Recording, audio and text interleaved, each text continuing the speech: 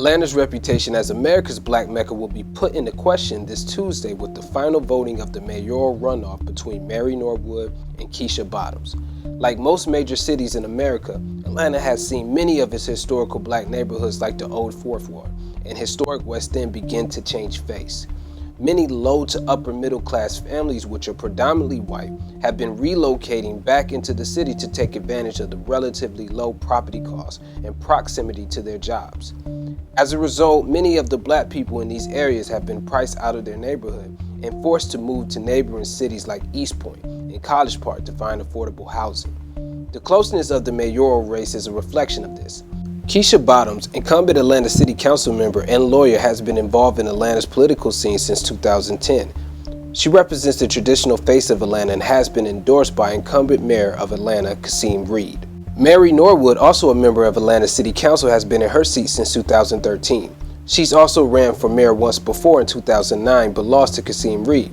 The interesting thing about Councilwoman Norwood is that she's running as an independent, but many believe her politics are actually more in alignment with the GOP. This point is important because the new demographics of Atlanta are increasingly white, but not necessarily Republican. They are the intellectual liberal white demographic, who are not necessarily on the side of Councilwoman Bottoms, but are not necessarily Donald Trump supporters either. Now, we don't have control of our lives. We've got a serious problem today. Our problem is a worldwide problem. That problem has historically been called settler colonialism. Now, you may not know what settler colonialism is, but that's the problem in Palestine that the Palestinian people have had to deal with.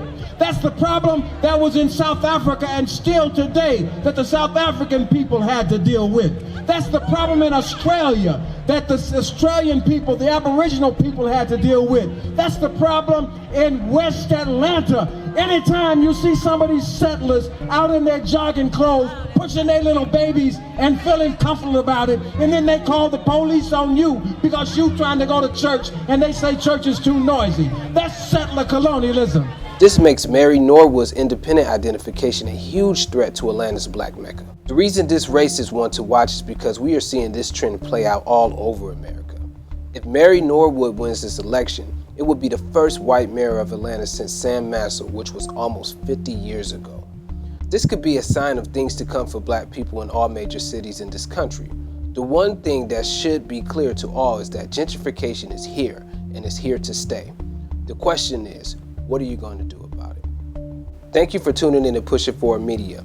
Please like and subscribe to our YouTube channel and website at www.pushitforward.com and follow us on Instagram and Facebook at Push It Forward and Twitter at Push It Forward Media.